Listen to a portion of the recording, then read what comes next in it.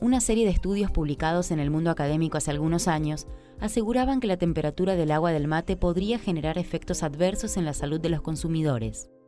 Investigadores misioneros pusieron a prueba estas aseveraciones a partir del diseño de un experimento que sirvió para corregir y rebatir aquellas conclusiones. Fueron publicados algunos artículos en el Uruguay.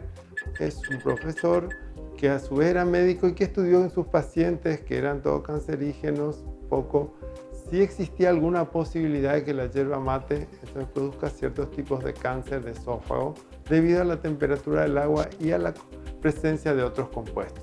Eso tuvo un poco de auge a nivel nacional también, entonces fue presentado a la IAR, que es el Instituto de Investigación en Cáncer Internacional, que se dedica un poco a hacer todas las reglamentaciones y recomendaciones sobre los productos cancerígenos. Entonces, hubo un poco un revuelo a nivel mundial respecto a eso. Entonces, junto con el INIM decidimos estudiar cuál era la temperatura real que teníamos el agua al entrar a nuestra boca. Trabajamos las facultades de Ciencias Exactas y la Ingeniería de Oberá para hacer desarrollo principalmente de todos los sensores y, digamos, la interfaz, la computadora, todo eso.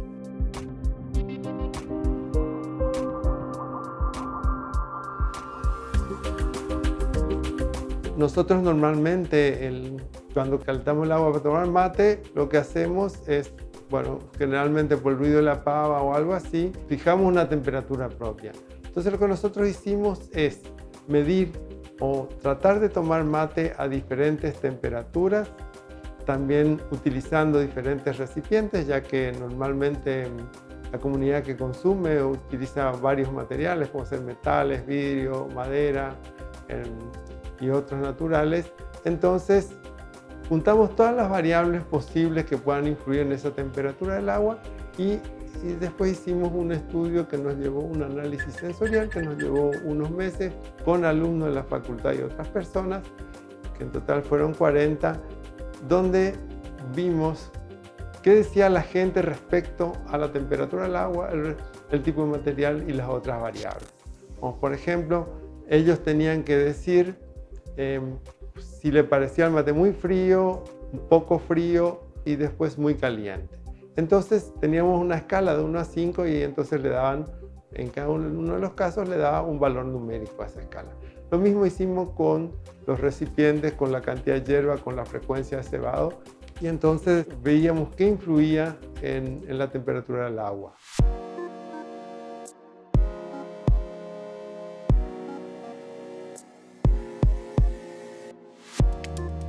A partir de esto también diseñamos un sistema de medición de temperaturas donde introducíamos 3 sensores. Un sensor dentro del mate, otro a la entrada de la bombilla y otro a la salida de la bombilla. El primero nos daría la temperatura que tiene el recipiente en sí, el segundo cuando entra y después la temperatura del agua cuando sale, que es la que nos interesaba.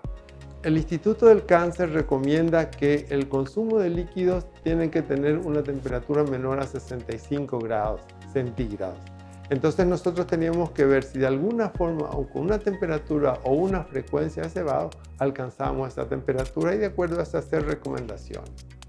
Después de eso teníamos investigadores que tomaban mate y se cebaban con una frecuencia y obteníamos un perfil de temperatura en los 3 lugares. El sensor ubicado justo a la salida, digamos, era el más interesante en cuanto a la temperatura que pueda tener. Bueno, los resultados que encontramos fueron, digamos, fueron relativamente buenos porque encontramos que aunque la temperatura del agua sea muy alta, como ser 90 grados centígrados, nunca se alcanzaba la temperatura máxima dada por la IAR. Encontramos que la máxima a la salida era de 58, que era 7 grados por debajo. Y otra de las conclusiones que también llegamos es que la gente regula la temperatura a la que toma. Es decir, si uno va succionando y le quema larga, deja succionar. Entonces, por ese motivo nunca se alcanza. O sea, si la bombilla está muy caliente, deja. Entonces, por eso la conclusión es que la temperatura del agua no representa un riesgo en la producción de cáncer de esófago, como decían ellos.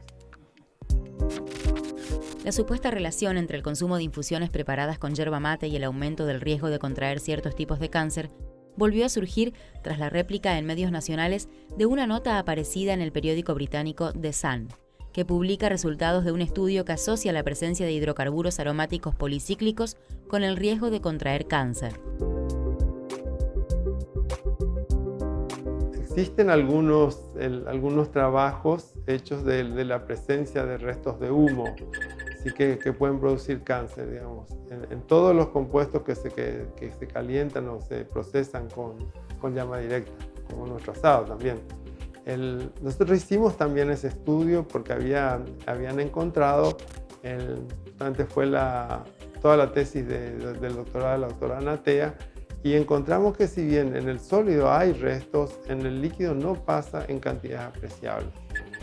Tampoco representa un peligro. Digamos que quiero aclarar que la yerba mate no está cuestionada por la IARC, era solo la temperatura a la que se consumía.